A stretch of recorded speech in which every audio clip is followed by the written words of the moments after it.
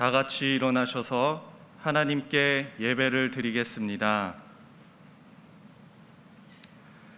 하나님은 영이시니 예배하는 자가 영과 진리로 예배할지니라.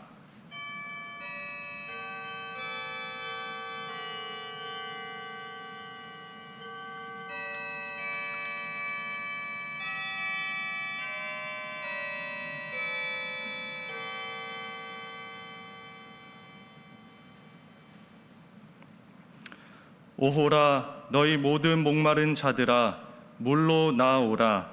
돈 없는 자도 오라. 너희는 와서 사 먹되 돈 없이 값 없이 와서 포도주와 젖을 사라. 너희가 어찌하여 양식이 아닌 것을 위하여 은을 달아주며 배부르게 하지 못할 것을 위하여 수고하느냐. 내게 듣고 들을지어다. 그리하면 너희가 좋은 것을 먹을 것이며 너희 자신들이 기름진 것으로 즐거움을 얻으리라. 아멘.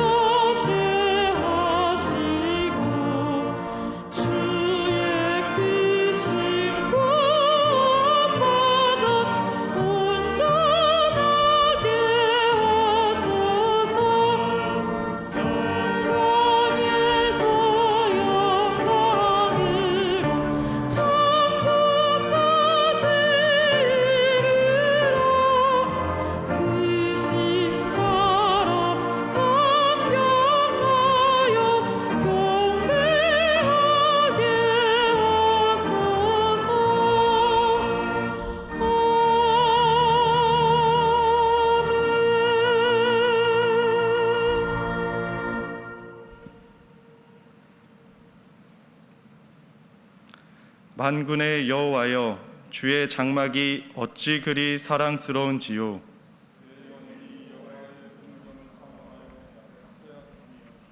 내 마음과 육체가 살아계시는 하나님께 부르짖나이다. 주의 제단에서 참새도 제집을 얻고 제비도 새끼둘 보금자리를 얻었나이다.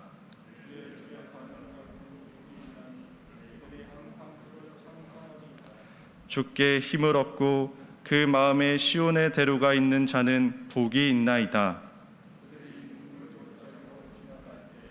그곳에 많은 샘이 있을 것이며 이른비가 복을 채워 주나이다.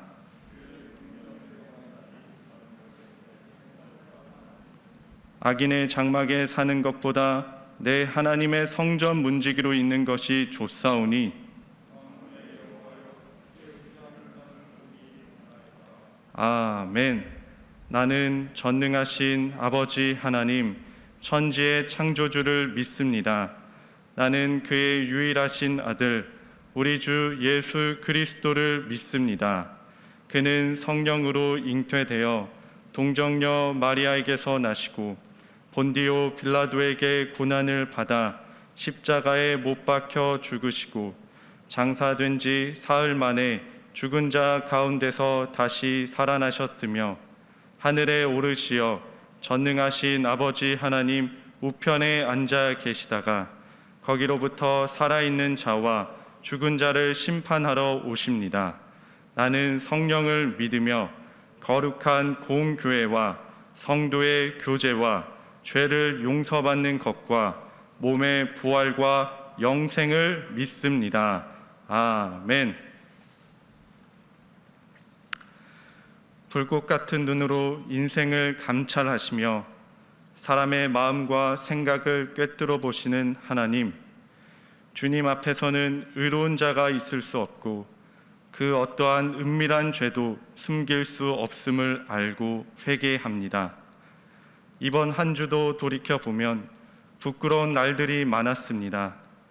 저희들의 마음은 정결하지 못했고 행실은 의롭지 못했으며 삶의 모습은 하나님의 자녀답지 못했습니다. 거룩하신 하나님, 우리의 능력으로는 참된 예배자가 될 수 없사오니 예수님의 십자가의 보혈로 우리를 용서하시고 다시 새롭게 서게 하여 주시옵소서. 이제 하나님과 나만이 아는 죄를 침묵으로 고백하겠습니다.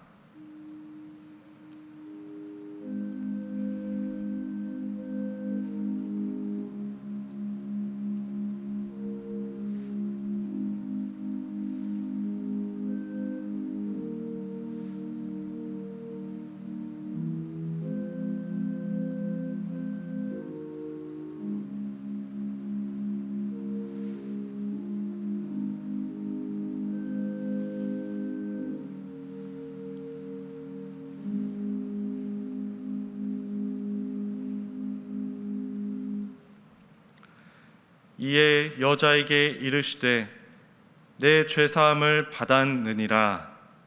이 말씀에 의지하여 여러분이 고백한 모든 죄가 사해졌음을 선언합니다. 아멘.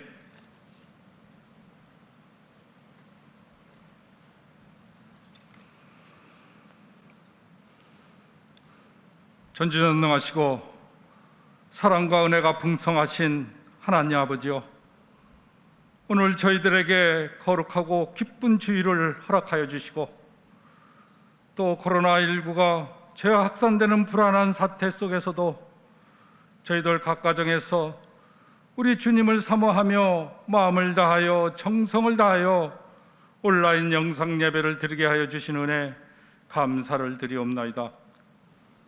하나님 아버지여, 우리의 예배를 기쁘게 받아 주시옵고 홀로 영광 받아 주시옵소서. 또 저희들을 사랑해 주셔서 저희들을 올 한 해에도 하나님의 말씀과 함께 주의 은혜가 넘쳐나는 복된 한 해가 되게 하여 주시고 희망찬 새해를 새롭게 출발하는 결단의 시간이 되게 하여 주시옵소서.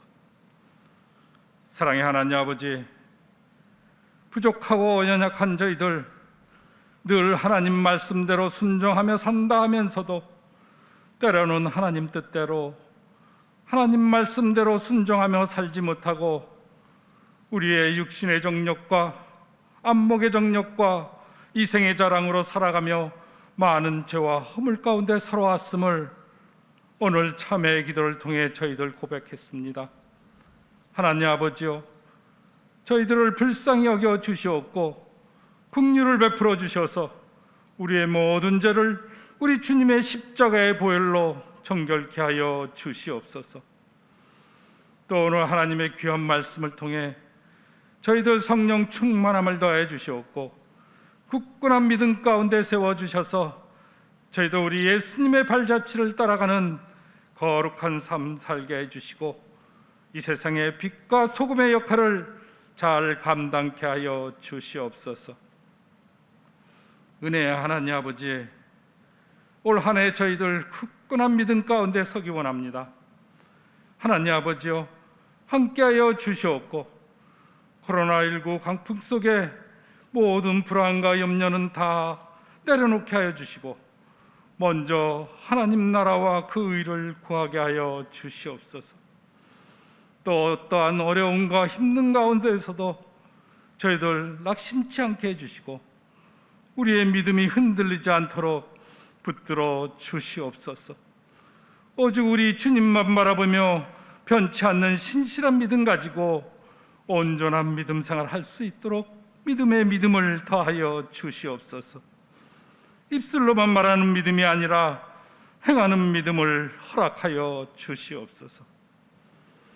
사랑의 하나님 아버지, 또 우리 신일교회를 사랑해 주시고 우리 신일교회가 올 한 해 하나님의 진리의 말씀을 바로 믿고 삶으로 복음을 전하는 행복한 교회로 부흥성장할 수 있도록 역사하여 주시옵소서. 또 이 지역사회에 믿지 않는 영혼들을 구원하는 구원의 방주가 되게 해 주시고 소외되고 어렵고 힘든 이웃 주민들을 위로하고 구제하는 사랑의 공동체가 되게 하여 주시옵소서. 또 우리 신일의 모든 성도님들 항상 성령 충만으로 말씀과 기도로 깨어나게 해 주시고 불같은 성령의 바람이 불게 하여 주셔서 저희들 올 한 해에 맡은 청직의 직분을 잘 감당케 하여 주시옵소서. 또 올 한 해 우리의 모든 소망과 신년 기도 제목들이 다 응답받는 복된 한 해, 감사의 한 해가 되게 하여 주시옵소서. 또 오늘 말씀을 전하시는 배환 유인 목사님, 늘 능력의 장중에 붙들어 주시옵고 영육간에 강건함을 더해 주시옵소서. 또 오늘 하나님의 진리의 말씀을 대언하실 때 성령의 두루마를 입혀주시고 전하시는 그 말씀 위에도 권능의 권능으로 역사해 주셔서 저희들 그 말씀을 통해 우리를 향한 우리 주님의 심오한 뜻을 깨닫게 해주시고 우리의 상한 심령이 다 위로받고 주님의 향기가 바라는 의의 삶을 살게 하여 주시옵소서. 또 오늘 찬양으로 영광 돌리는 우리 할렐루야 찬양대의 찬양을 기쁘게 흠양하여 주시옵고 찬양하는 대원과 이 영상 예배를 준비하고 수고하는 손길 위에 하나님의 크신 은혜가 넘쳐나게 하여 주시옵소서. 예배의 시정을 우리 주님 함께 해주실 줄 믿사옵고 길이요 진리요 생명이 되시는 우리 주 예수 그리스도의 이름으로 간절히 기도드리옵나이다. 아멘.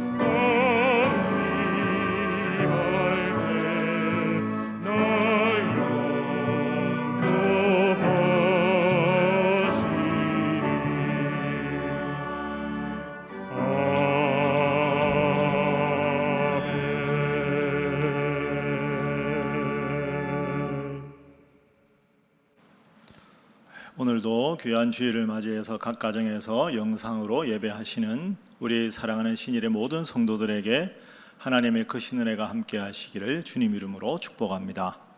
자, 우리 영상으로지만 함께 인사하겠습니다. 바로 믿고 행복한 우리 모두 다 같이 아멘 할렐루야. 교회 소식 알려드리겠습니다. 여러분 화면에 주보 있으신 분 주보 참조하시기 바랍니다. 지금 주일 예배 그리고 새벽 기도회 그리고 청년부 예배까지 다 온라인으로 드리고 있습니다. 여러분 어저께 토요일 11시에 이제 방역 수칙이 여러 가지 몇 가지가 변경이 되면서 이제 주일 예배의 경우 정규 예배는 현장에서 예배당 규모의 10% 이내에서 수도권에서 예배를 드릴 수 있게 되었습니다. 그래서 지금부터 23일 이번 토요일까지는 지금과 똑같은 식으로 드리고 다음 주일 예배부터는 10% 이내에서 현장 예배가 가능합니다. 그리고 미리 여러분에게 말씀드린 대로 다음 주일 오후 예배 시간에는 항존직 은퇴 및 임직 예식이 있습니다. 그래서 다음 주 24일 주일 예배 그리고 오후 예배 있는 임직 및 은퇴 예식에 대해서는 예배 후에 어제 바뀐 여러 가지 상황과 목회적인 상황을 고려해서 당회를 열어서 구체적인 지침을 마련하고 여러분들에게 주중에 공지하도록 그렇게 하겠습니다. 그래서 이번 토요일까지는 현행대로 영상으로 새벽 기도회를 다 진행하시고 24일 주일에 관한 이후 사항은 여러분들에게 공지한다 이렇게 기억을 해주시면 감사하겠습니다. 그리고 2020년 사랑의 쌀 나누기 결산 안내가 주보에 있습니다. 여러분들께서 평소보다 코로나19 때문에 훨씬 더 어려워지셨음에도 불구하고 이웃을 위해서 어려운 분들을 위해서 더 많은 사랑을 베풀어 주셨습니다. 그래서 더 풍성하게 이웃과 나눌 수 있게 된 것에 대해서 진심으로 여러분들께 감사드립니다. 자세한 사항은 주보에 나와 있으니 주보 전면 광고에 보시면 어느 기관에 얼만큼 여러분의 사랑이 전달되었는지 있으니 참고하시기 바랍니다. 지금 현재 교육부 예배도 영상으로 각 가정에서 드리고 있습니다. 부서에서 제공하는 교육 자료를 활용하셔서 믿음 생활 아이들이 잘할 수 있도록 협조해 주시기 바랍니다. 다른 모든 광고 사항은 인터넷 홈페이지 주보 안내를 참고하시면 되겠습니다. 이제 하나님의 말씀 성경을 읽겠습니다. 오늘 이 예배를 위해서 하나님 우리에게 주시는 말씀은 신약 성경 마태복음 5장 10절부터 12절까지의 말씀입니다. 팔복 시리즈의 마지막 8번째 복이 되겠습니다. 마태복음 5장 10절부터 12절까지 말씀 우리 다 함께 한 목소리로 읽겠습니다. 의를 위하여 박해를 받는 자는 복이 있나니 천국이 그들의 것임이라. 나로 말미암아 너희를 욕하고 박해하고 거짓으로 너희를 거슬러 모든 악한 말을 할 때에는 너희에게 복이 있나니 기뻐하고 즐거워하라. 하늘에서 너희의 상이 큼이라. 너희 전에 있던 선지자들도 이같이 박해하였느니라. 아멘.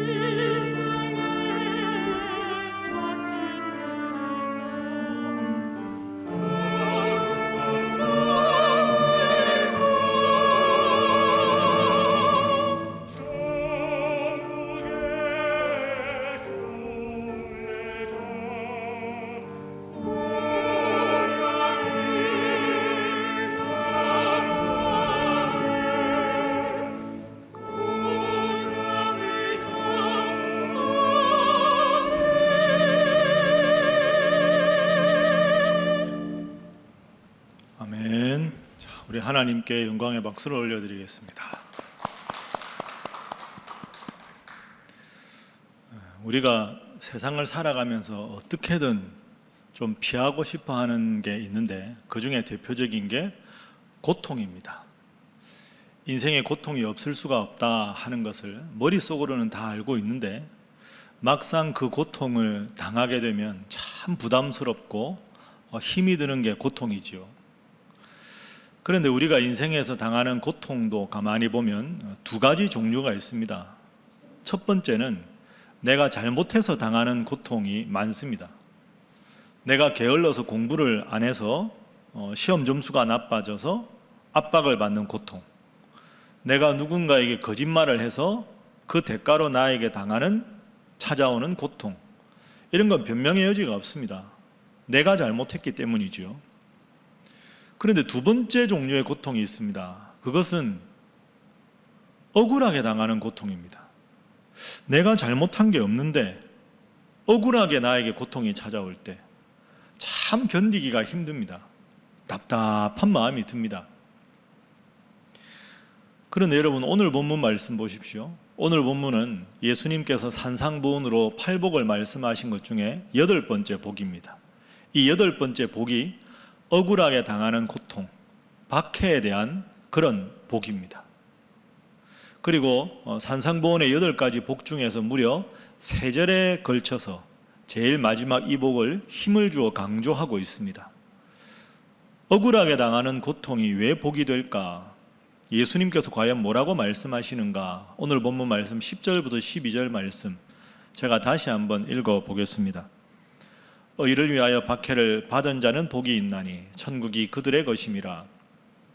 나로 말미암아 너희를 욕하고 박해하고 거짓으로 너희를 거슬러 모든 악한 말을 할 때에는 너희에게 복이 있나니 기뻐하고 즐거워하라. 하늘에서 너희의 상이 큼이라. 너희 전에 있던 선지자들도 이같이 박해하였느니라. 아멘. 박해라는 단어가 나오죠. 여러분, 박해는 고통입니다. 사람들이 고통당하는 걸 싫어하는데 왜 예수님은 박해받는 것을 복이라고 하셨을까요? 박해가 없어야 복이 아닐까요? 왜 예수님은 박해를 복이라고 말씀하셨을까? 자, 먼저 박해에 대해서 우리가 좀 더 자세하게 살펴보면 박해를 받는다 할 때 박해는 3가지 특성이 있습니다. 원래 오늘 이 본문이 여러분 원래 번역에는 핍박으로 나와 있습니다. 핍박을 받는 자는 복이 있다. 근데 핍박이나 박해나 같은 말인데 핍박이든 박해든 3가지 특성이 있죠. 제일 먼저 첫 번째로 우리가 쉽게 떠올릴 수 있는 특성은 내가 잘못한 게 없는데 억울하게 당하는 고통이 박해입니다. 예를 들면 사도행전 16장에 가보면 그 당시 소아시아 지역에 열심히 사도 바울이 전도를 합니다. 바울과 신라가 함께. 그러다가 웬 귀신 들린 여종 하나가 사도 바울과 신라의 복음 전도 사역을 계속 방해합니다. 그래 참다가 귀신 들린 그 여자아이를 구해주기 위해서 귀신을 쫓아내주고 그 여자아이가 맑은 정신으로 돌아옵니다. 얼마나 잘한 일입니까?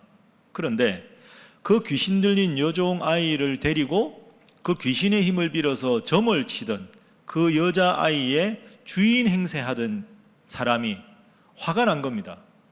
이제 정신이 맑아졌으니까 점을 못 친다. 내가 돈벌이가 없어졌다. 이래서 사도 바울과 신라를 모함해서 고소를 합니다. 그래서 바울과 신라가 실컷 매를 맞고 억울하게 감옥에 갇히게 됩니다. 이런 경우가 바로 박해입니다. 잘못한 게 없는데 상을 주지는 못할 망정 억울하게 고통을 받는 경우가 박해지요. 그리고 두 번째 박해의 특징을 생각해 보면 그것은 과거형이 아니라 현재형이라는 겁니다. 박해는 지금도 계속되고 있는 고통이 박해입니다. 오늘 본문 말씀 10절을 여러분 보시면 의를 위하여 박해를 받은 자는 복이 있다. 저 부분을 잘 이해하셔야 됩니다. 원문으로 찾아보면 저건 과거에 받은 박해만 말하는 게 아니라 과거의 어느 시점부터 지금까지 계속 박해를 받아온 상태를 말합니다. 그래서 예수님께서는 의를 위해서 과거부터 지금까지 계속 박해를 받아오고 있는 그대들은 너희들은 복되다 하는 거죠. 그 박해는 현재형이라는 게 두 번째 특성입니다. 여러분, 우리가 박해가 계속되다 보면 순교자가 나오고 배교자가 나옵니다. 배교자가 사실 처음부터 배교하고 싶어 배교하겠습니까? 박해가 너무 계속되다 보니까 참다가 지쳐서 배교하게 되는 거죠. 그래서 박해를 견뎌내기가 어려운 겁니다. 지금 현재 당하는 것이니까, 언제 끝날지 모르니까. 세 번째 박해의 특성은 몸뿐 아니라 마음도 힘들다는 게 특성입니다. 몸도 힘들고 마음도 힘들고. 방금 말씀드린 대로 어느 시점까지만 견디면 되겠다 하는 게 없거든요. 언제까지 내가 감옥에 갇혀 있어야 되나? 언제 내 억울함이 이제 다 신원이 돼서 석방이 될까? 이 기약이 없습니다. 그러다 보니까 몸도 힘들고 마음도 힘들고. 이게 박해의 세 번째 특성입니다. 자, 그렇다면 억울하게 고통을 당하고 박해가 현재도 계속되고 있고 몸뿐 아니라 마음도 지치는 박해라면 이런 박해 안 받는 게 좋지 않습니까? 이런 박해가 없는 인생이 복된 인생이라 우리가 이렇게 생각하기 쉬운데, 왜 예수님께서는 팔복에서, 그것도 제일 마지막 복에서 박해를 지금 계속 받고 있는 너희들이 복되다, 박해가 이제 없어졌으니 복되다, 내가 없애줄 테니 복될 것이다, 이렇게 말씀하시는 것이 훨씬 더 어울리지 않을까요? 박해를 받고 있는 상황을 왜 예수님은 복되다고 하셨을까? 더군다나 예수님은 사랑이 많으신 분인데 박해를 그만하게 해주셔야 복이 되지 않을까? 우리가 이렇게 생각할 수 있습니다. 그래서 두 번째로 한번 정리합니다. 박해를 받는 자가 복이 있는 이유가 뭐냐? 오늘 본문 말씀을 자세히 읽어보면 내 잘못이 아니라 주님 때문에 받는 고난이라면 주님께서 함께 하시기 때문에 그 박해를 극복할 수 있는 믿음을 주시고 상을 주시기 때문에 박해를 받는 자가 복이 있다 하는 것이지요. 오늘 본문에 속한 이 마태복음은 학자들에 의하면 AD 90년 초반에 쓰여진 책이라 흔히들 이렇게 이야기하고 있습니다. 마태복음에 쓰여진 배경을 잠시 여러분들과 좀 나누겠습니다. 여러분 아시는 대로 역사에 보면 AD 70년에 예루살렘 성전이 회파가 됩니다. 로마군에 의해서. 이게 유대인들에게는 엄청난 큰 상처입니다. 예루살렘 성전은 하나님이 우리와 함께 하신다는 유대교의 심장과 같은데 그게 이방 군인에 의해서 회파가 된 거죠. 그러면서 유대인들 중에 종교 지도자들의 힘이 급속하게 약화가 됩니다. 유대 종교 지도자들 중에 제일 대표적인 사람들이 바리새인 아닙니까? 그래서 AD 90년에 당시 종교 지도자들인 이 바리새인들이 얌니아라는 곳에서 모여서 회의를 합니다. 유대교의 힘이 자꾸 약해지니까 얌니아라는 곳에 모여서 어떻게 하면 유대교를 좀 잘 지켜나갈 수 있을까? 여러분 참고로 유대교와 기독교는 다릅니다. 유대교는 구약 성경만 믿는 게 유대교고 예수님이 구원자라고 구약과 더불어 신약을 믿는 게 우리 기독교 아닙니까? 자, AD 90년이라면 예수님 돌아가신 지 약 60년 정도 됐으니까 초대교회가 부흥하고 있습니다. 예수님의 제자들, 사도들, 그리고 사도 바울의 전도 여행으로 기독교는 점점 부흥하고 있는데 예수님이 구원자라는 것을 부정하는 바리새인들이 주축이 된 유대교들은 힘이 약해지고 있습니다. 거기다가 예루살렘 성전까지 회파가 됐으니 AD 90년에 얌니아에서 이 바리새인들이 모여서 이런 결정을 합니다. 하나님 말씀은 구약 성경만 하나님 말씀이다. 여러분 이게 상당히 중요한 의미가 있습니다. 그 당시에 이미 마가복음도 있었고 바울 서신도 있었는데 유대교 지도자들이 힘이 약해졌지만 그래도 지도자들인데 구약만 하나님 말씀이다 라고 결정한 것이 90년의 얌니아 회의입니다. 그 직후에 마태복음이 쓰여집니다. 그러면 초대교회에 어떤 영향이 있었을까요? 유대인들 중에서 내가 이제 예수님을 구원자로 믿어봐야 되겠다 하고 마음을 열었던 사람들이 움찔하겠지요. 아무리 잘못해도 우리 지도자들인데 저 사람들이 권위자들인데 저 사람들이 신약을 부정하고 예수님이 구원자라는 거 부정하니 아유 나는 그냥 예수님 믿는 거 다음에 생각해 보겠다 이런 사람들도 생기고요. 그러다 보니까 초대교회가 점점 부담스러워지는 겁니다. 복음 전파도 잘 안 되고 특히 유대인 중에서 개종해서 기독교인 된 사람들 중에서 이제 상당히 부담을 느끼는 사람들이 생겨나기 시작합니다. 그러다 보니까 기독교 세력이 약화가 되는 틈을 타서 기독교에 대한 박해가 점점 더 거세지는 상황입니다. 그 상황에서 마태복음이 쓰여집니다. 그래서 마태복음을 여러분 자세히 읽어보면 마태복음 1장에 족보가 나오지요. 아브라함과 다윗의 직계자손이 예수님이다. 구약의 완성이 신약이다. 이런 뜻입니다. 마태, 마가, 누가, 요한복음 중에서 구약 성경의 인용이 제일 많은 게 마태복음인 이유가 여기 있습니다. 예수님이 이 세상의 구원자로 오실 것은 구약 성경의 약속을 이미 성취하신 분이다. 그래서 구약과 예수님을 끝없이 연결하고 있습니다. 자, 이런 배경에서 오늘 본문을 한번 살펴보겠습니다. 그럼 어떻게 읽을 수 있을까요? 유대교 종교 지도자들이 나를 따르는 너희 기독교인들을 박해하고 점점 힘들게 하고 있구나. 그런데 그럼에도 불구하고 사랑하는 나의 제자들아, 기독교인들아, 너희는 나를 구원자로 믿으니 너희가 설령 나를 따른다고 해서 계속 박해를 받고 있더라도 기뻐하고 즐거워해라. 내가 지금 너희와 함께한다. 내가 너희를 천국으로 인도할 것이다. 하늘에서 너희의 상이 크다. 그리고 너희들 기억해 보아라. 너희 전에 있던 구약의 그 많은 위대한 선지자들, 구약의 그 대단한 명성을 가진 부자들, 임금들의 이름은 다 사려졌지만 하나님을 간절하게 믿고 따르던 구약의 선지자들의 이름은 여전히 기억하고 있지 않느냐. 내가 그 구약의 선지자들의 이름처럼 너희들의 이름도 반드시 기억할 것이다. 그러니 기뻐하고 즐거워하더라. 하늘에서 받는 너희의 상이 크다. 너희 전에 있던 선지자들처럼 너희의 이름을 높여주겠다. 이렇게 주님께서 약속을 하고 계신 것이지요. 박해를 받지만 내가 너를 기억한다. 내가 너와 함께한다. 내가 너를 천국으로 인도할 것이다. 그러니 배교하지 말고 믿음 흔들리지 말고 열심히 신앙생활하라. 이런 뜻입니다. 사랑하는 우리 신일교회 성도 여러분, 여러분은 어떠십니까? 계속 예배당도 못 나오고 믿음이 약해지고 경제적으로도 위축되고 그래서 점점 믿음이 혹시 흔들리십니까? 오늘 이 말씀이 여러분을 향한 하나님의 말씀으로 받으시기를 주님 이름으로 축복합니다. 상황과 관계없이, 여건과 관계없이 주님만 바라보고 주님 잘 믿어서 구약의 선지자들처럼, 이 마태복음의 독자들처럼 여러분도 주님 한 분만 잘 믿어서 주님께 이름이 기억되고 주님께 영광 돌리고 저 천국의 복음을, 저 천국의 복을 다 누리시는 여러분 되시기를 주님 이름으로 축복합니다. 자, 그러면 오늘 본문 말씀을 이런 의미로 우리가 해석하면 이 본문이 오늘 우리에게 주는 중요한 교훈이 있습니다. 참 여러분 힘드시죠? 코로나19가 계속되고 대면 예배가 가능하다고 하는데 또 10%라니까 또 마음이 그렇게 편하지도 않습니다.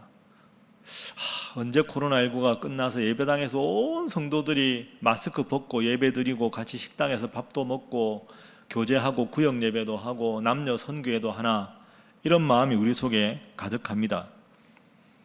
그런데 코로나19가 계속되면서 여러분 생각해 보십시오. 작년에 우리가 신천지 때문에 큰 홍역을 알았습니다. 근데 최근에는 또 인터콥 선교회라는 아주 보수적인 선교단체의 수련원 BTJ라고 하는 경북 상주에 있는 백투 예루살렘 약자지요. 그 수련원에서 참석한 사람들을 통해서 코로나 집단 감염이 우려되고 있습니다. 사실 이 수련원은 작년 11월, 12월, 그러니까 사회적 거리두기 2단계에 따라서 수련회 같은 경우나 실내 모임은 50인 이내로 제한하고 있는 상황에서 방역 수칙을 어기고 여러 번의 모임이 있었다고 하지요. 그 모임에 참석한 전체 숫자가 보건당국의 집계에 의하면 2,797명입니다. 그런데 안타까운 것은 이 수련회에 참석한 분들이 전국에 있는 각자의 교회나 학교로 돌아가면서 이른바 집단 감염이 심각하게 우려되고 있는 상황입니다. 그리고 제가 오늘 아침에 찾아보니까 아직도 1,000명 이상이 코로나 검사조차 받지 않았다 하는 것이죠. 사실 이 인터콥 선교회는 우리 교단에서 이미 심각하게 경계를 하는 선교기관입니다. 그래서 예의주시 및 참여 자제를 해야 한다 하고 이미 우리 교단에서는 선포한 그런 여러 가지 우려가 되는 그런 단체입니다. 거기다가 또 최근에 이 코로나19로 예배당 예배를 못 드리니까 몇몇 교회들에서는 현장 예배를 강행하고, 그러다 보니까 여러분 이미 알고 계신 대로 언론에서나 매스컴에서 교회에 대한 소식이 자꾸 나오고 있습니다. 참 마음이 무겁기도 하고, 또 이 상황에서 어떻게 하는 것이 정말 하나님 원하시는 교회와 성도의 모습인가 여러 가지 생각을 하게 됩니다. 여러분, 제가 여기에 대한 복잡한 논의를 다 두고 바로 이런 질문을 우리가 여러분들과 한번 나누어 보고 싶습니다. 이런 코로나19가 계속되는 상황에서 교회와 성도가 취해야 될 바른 신앙적인 태도는 무엇일까? 우리가 어떻게 이 사태를 바라보고 어떤 마음으로 예배를 드리고 성도답게 신앙생활을 해야 하는가? 이게 제일 중요한 질문이 아니겠습니까? 이 질문에 대해서 제가 여러분들과 지금부터 3가지를 한번 정리를 해보겠습니다. 작년부터 코로나19가 계속되면서 여러분들에게 목회 서신을 통해서 강조한 내용도 있는데, 그 중에서 이런 상황에서 꼭 신일교회 성도들이 기억해야 될 3가지 다시 한번 짚어보도록 하겠습니다. 제일 먼저 기억해야 할 것은 우리의 주일 예배가 결코 중단되지 않았다는 겁니다. 지금 우리는 주일 예배를 드리고 있습니다.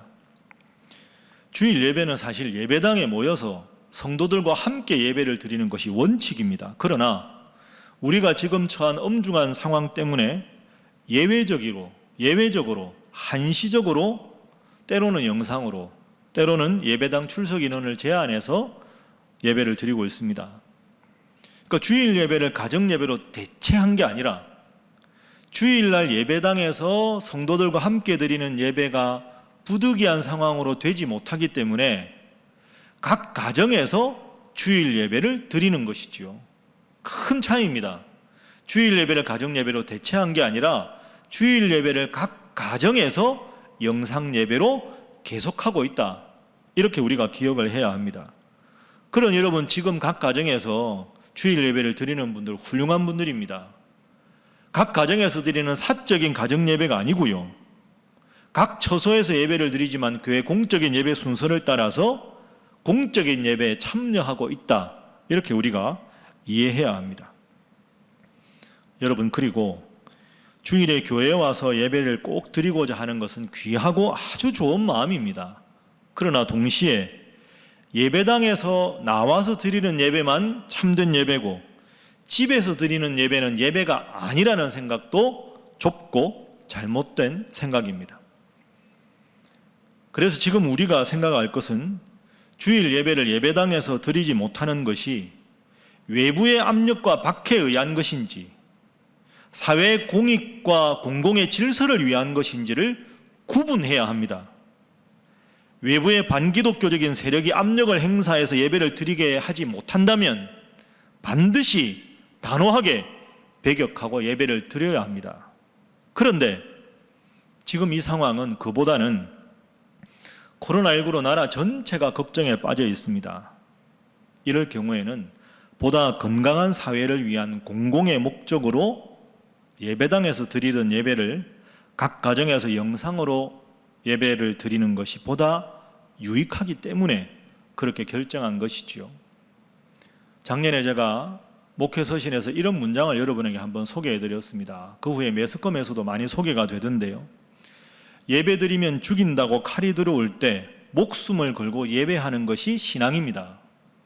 그러나 예배 모임이 칼이 되어 남들의 목숨을 위태하게 할 가능성이 있다면 모이지 않는 것이 신앙입니다. 자, 2번째는 하나님을 신뢰하는 것과 하나님을 시험하는 것을 구분해야 합니다. 하나님을 신뢰하는 것과 하나님을 시험하는 것은 다릅니다. 지금 코로나19 사태의 원인은 바이러스입니다. 이런 바이러스가 원인이 된 전염병을 해결하기 위해서는 의학자와 과학자의 말을 신뢰해야 합니다. 그리고 이렇게 전염병이 돌고 있을 때 사회적 거리두기는 상식입니다. 다른 사람들을 위해서 마스크를 쓰는 것은 신앙인이기 전에 기본적으로 가져야 할 배려와 예의입니다. 1517년 종교개혁을 일으켰던 마르틴 루터는 그로부터 정확하게 10년 후에 1527년에 치명적 흑사병으로부터 도망칠 수 있을 것인가 라는 소책자를 씁니다. 흑사병이 전 독일과 유럽을 강타하고 있는 상황에서 그 당시는 다 하나님 믿는 사람들 아닙니까? 어떤 사람들은 이 병은 하나님이 내린 형벌이다 라고 생각하면서 치료약의 사용도 반대하고 흑사병에 감염된 사람이나 장소를 피하지도 않았습니다. 그렇게 하는 것이 자신들이 믿음 좋은 행동이라고 생각을 한 거지요. 하나님이 함께 하시면 나는 구해줄 거다 이렇게만 생각한 겁니다. 여러분, 그게 바른 신앙일까요? 여기에 대해서 마르틴 루터가 이렇게 말합니다. 집에 불이 났을 때 하나님의 심판이라며 가만히 있어야 하는가? 물에 빠졌을 때 하나님의 심판이라며 익사해야 하는가? 다리가 부러졌을 때 의사의 도움을 받지 말고 저절로 나을 때까지 버텨야 하는가? 이런 것들은 하나님을 신뢰하는 것이 아니라 하나님을 시험하는 것이다. 그러면서 루터가 이렇게 권면합니다. 오늘의 상황과 연결해서 잘 한번 들어보십시오. 약을 먹으라. 집과 마당과 거리를 소독하라. 사람과 장소를 구별하라. 나는 하나님께 자비를 베푸셔서 우리를 지켜달라고 간구할 것이다. 그리고 나는 소독하여 공기를 정화할 것이다. 약을 조제하여 먹을 것이다. 나는 내가 꼭 가야 할 장소나 꼭 만나야 할 사람이 아니라면 피하여 나와 이웃 간의 감염을 예방할 것이다. 혹시라도 나의 무지와 태만, 청결하지 않음으로 이웃이 고통을 받아서는 안 되기 때문이다. 그러나 만일 이웃이 나를 필요로 한다면 나는 누구든 어떤 곳이든 마다하지 않고 달려갈 것이다. 그렇습니다. 여러분, 기독교 신앙은 상식을 초월하지만 상식을 거부하지는 않습니다. 지금 우리 신일교회가 주일 예배를 예배당에서 모이지 않고 각 가정에서 영상으로 예배를 드립니다. 그 이유는 하나님에 대한 믿음이 부족하거나 정부의 눈치를 보거나 전염병을 과도하게 두려워하기 때문이 결코 아닙니다. 이 결정은 하나님, 저희는 모일 테니 하나님께서 저희를 지켜주셔야 합니다 하며 하나님을 시험하는 것이 아니라 하나님을 전적으로 신뢰하기에 성도님들과 이웃들을 향해 내린 신앙의 결단인 것입니다. 하나님을 시험하는 것과 하나님을 신뢰하는 것은 구분해야 합니다. 그리고 마지막 세 번째는 교회의 도덕성은 세상보다 더 높아야 한다 하는 것입니다. 최근에 이런 답답한 상황에서 이런 말씀 하시는 분이 많습니다. 왜 자꾸 정부나 방역당국에서는 식당도 놔두고 대중교통 이용하는 사람들도 많은데 그대로 놔두고 일주일에 딱 한 번 1시간 모이는 예배당만 가지고 그러냐? 여러분, 충분히 그렇게 생각할 수도 있습니다. 그러나 여러분, 한편 이런 생각도 해야 합니다. 여러분, 교회는 결코 식당과 동급이 아닙니다. 때로는 교회만 이렇게 예배당 문을 닫고 있는 것 같아 억울한 마음이 드시지요. 충분히 그 마음 저도 공감합니다. 그렇지만 질문을 이렇게 한번 바꿔보겠습니다. 여러분, 교회가 나아야 하겠습니까? 식당이 나아야 하겠습니까? 교회가 식당이나 다른 모임 장소와 수준이 똑같아서야 되겠습니까? 교회는 다른 일반적인 모임이나 그런 곳보다 훨씬 더 높은 도덕성을 가져야 합니다. 왜 그럴까요? 교회이기 때문입니다. 교회 머리는 예수님이십니다. 그리고 예수님께서 십자가에 죽으신 것은 믿음을 가진 우리들만 위한 게 아니라 믿지 않는 분들, 그분들을 위해서도 십자가에 죽으셨습니다. 그래서 그분들 모두를 다 사랑하기 위해서 때로는 좀 힘들고 답답하지만 교회가 더 질서를 잘 지키고 교회가 다소 억울한 일이 있어도 더 엄격하게 사회 질서를 지켜나가야 합니다. 왜 굳이 교회만인가? 그보다는 교회이기 때문에 달라야 한다. 교회 머리는 예수님이니 달라야 합니다. 그 주님께서 보여주신 모습을 실천하는 것이 교회 책무이기에 때로는 심지어 정치 지도자들이 규정을 무시해도 음식점이나 다른 시설에 아무리 사람이 많아도 억울해하지 말고 우리가 예수님 믿는 사람들이기에 신일교회 성도이기에 우리의 삶의 기준이 복음이고 예수님이시기에 교회는 모범을 보여야 하는 것입니다. 목사가 정치적인 이야기를 설교단에서 하는 거 부담스럽지만 솔직히 저도 정부의 방역 지침, 특히 교회를 향한 방역 지침에 대해서는 참 안타까운 마음이 많이 있습니다. 그리고 언론도 문제입니다. 앞서 사회적으로 문제가 된 신천지나 최근에 BTJ 열방센터나 다 같은 개신교라고 보게 하는 것도, 그리고 마치 코로나19의 집중적인 온상이 교회인 것인 양 자꾸 교회만 겨냥해서 보도하는 것이 마음이 불편합니다. 언론의 사회적인 책임을 제대로 수행하지 못하는 것이지요. 그래서 교단총회나 기독교연합기구는 이런 각 교회의 특수성과 어려움, 교회에 대한 왜곡된 정보를 잘 수렴해서 교회의 이런 높은 도덕성을 지켜나가는 것을 잘 헤아려서 더 적극적으로 방역당국에 전달하고, 또 교회가 특히 방역수칙을 잘 지켜나가는 교회에 대한 오해는 시정되어야 합니다. 그렇지 않으면 결국은 선교의 문이 닫힐 수가 있기 때문입니다. 말씀을 정리하겠습니다. 여러분, 교회의 본질은 오직 하나님의 영광을 위한 것입니다. 가장 원론적인 것 같지만 교회는 하나님의 영광을 위해서 존재하고, 그리고 또 하나 존재하는 이유는 구원의 방주로 믿지 않는 분들을 주님께로 전도하기 위해서 존재하는 것입니다. 그래서 저는 이렇게 생각합니다. 우리 기독교인들은 항상 교회 밖의 사람들을 구원하기 위해서 교회가 어떻게 해야 하는가를 염두에 두고 늘 기도하고 행동을 해야 합니다. 그래서 이번 코로나19를 겪으면서도 여러 가지를 준비해야 합니다. 우선 코로나19 이후에 변화된 미래를 위해서 준비해야 하고, 또 그동안에 우리가 좀 부족했던 점은 없는지, 소홀했던 점은 없는지 반성도 해야 하고, 또 이럴 때일수록 기도하면서 건강한 교회를 이루도록 모두가 자성과 회개의 계기로 삼아야 합니다. 사랑하는 우리 신일의 성도 여러분, 세상과 교회는 일치될 수 없고 일치되지 않아야 합니다. 우리의 기준은 세상의 법을 지키고 국가를 위해 기도하면서도 삶의 궁극적인 가치를 이 땅이 아니라 성경과 하나님께 두어야 합니다. 어렵고 힘든 길이지만 그래서 우리 기독교인들에게는 하나님의 백성이면서 이 땅 대한민국의 국민이라는 두 가지 정체성을 함께 가지고 있습니다. 이 두 가지를 어느 것도 포기할 수 없기 때문에 사실은 우리의 인생이, 우리의 믿음 생활이 쉽지가 않습니다. 그러나 그럼에도 불구하고 국적이 있는 신앙인이 되어야 합니다.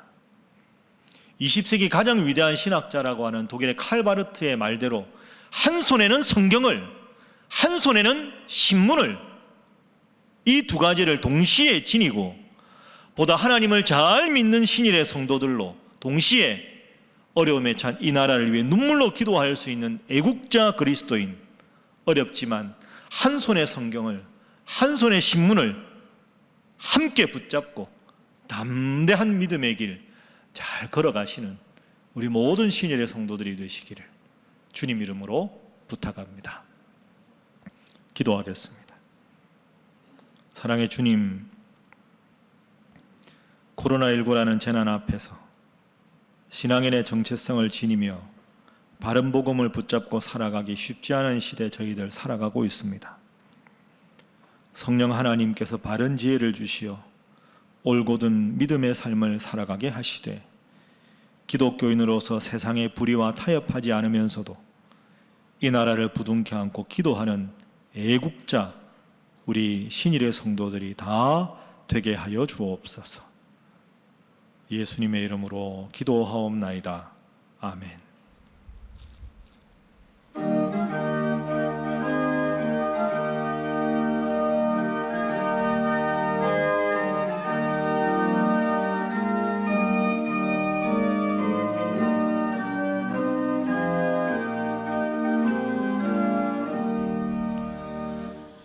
오랜 길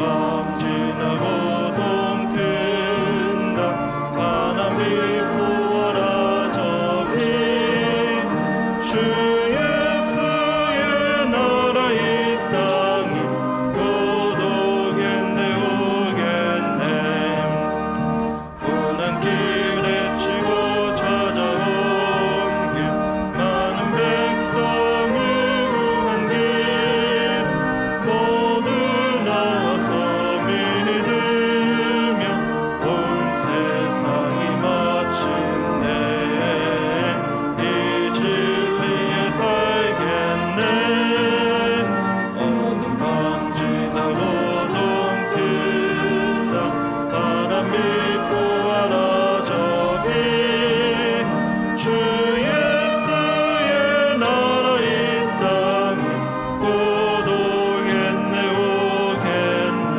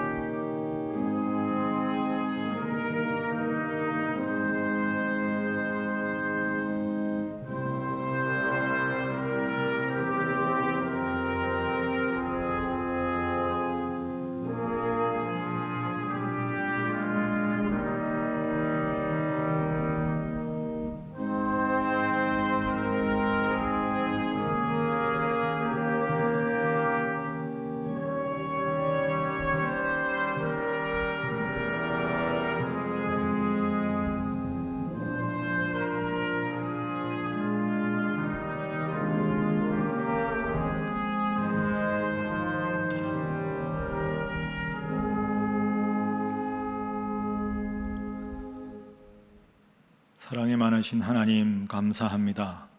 오늘도 주님 앞에 이렇게 예배할 수 있도록 하시고 귀한 말씀으로 저희를 깨우쳐 주시니 감사합니다. 하나님 잘 믿는 저희들 되게 하시되 상황과 여건의 변화와 관계없이 우리 마음 중심에 늘 주님 모시고 이 말씀 의지하여 또한 어려움에 처한 우리의 사랑하는 이웃들과 이 나라와 민족을 위하여 기도하는 우리의 성도들 국적 있는 신앙인 되도록 함께 하시고 지키시고 역사하여 주옵소서. 주님 베풀어 주신 은혜 감사하여 귀한 예물을 주님 앞에 올려드립니다. 이 예물에 담긴 성도들의 기도 제목 가운데 간절한 소원 가운데 감사의 제목 가운데 함께 해주시고 하나님께서 가장 아름답고 귀한 때 좋은 것으로 충만히 채우시고 역사하여 주옵소서. 예물이 사용되는 곳마다 우리 하나님의 그 높으신 이름이 만방에 선포되는 데 사용되는 귀한 예물 되게 하여 주옵소서. 하나님, 어려운 상황이 지속되고 있습니다. 이 상황 속에서도 주님께서 우리 성도들의 건강을 지켜주시되 특별히 군문에 있는 우리의 사랑하는 자녀들, 출타와 출장 중인 성도들, 몸져 누워 신음하는 성도들, 곁에서 돌보는 성도들, 특별히 코로나19로 또한 몸의 큰 병으로 힘들고 어려워 주님만을 바라보고 간절히 기도하는 성도들, 그들의 고통과 그들의 아픔을 주님 아시오니 고통을 당하는 자에게 복이 있다 말씀하시고 내가 너희와 함께 하겠다 말씀하신 주님께서 그 성도들의 사정을 두루 살피시고 함께 하여 주셔서 천국의 소망으로 주님의 능력으로 함께 위로받으며 기도하는 자들 되도록 역사하여 주옵소서. 새롭게 시작하는 한 주간도 하나님께 맡깁니다. 능력의 장중에 붙들어 주시고 우리 사랑하는 신일의 성도들과 가정과 직장과 사회와 교회와 이 나라 이 민족 위에 크신 주님의 능력과 권능과 보호하심으로 역사하여 주옵소서. 믿고 감사하며 예수님의 이름으로 축복하고 기도하옵나이다. 아멘. 이제 다 함께 물된 동산 찬양하겠습니다.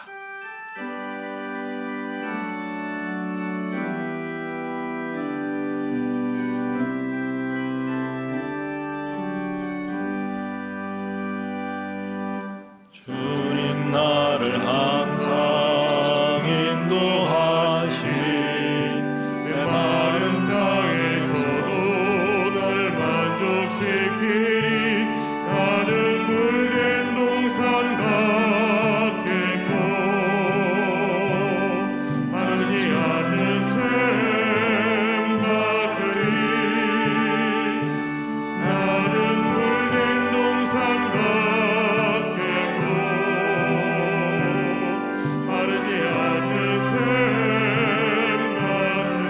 서로를 축복하겠습니다.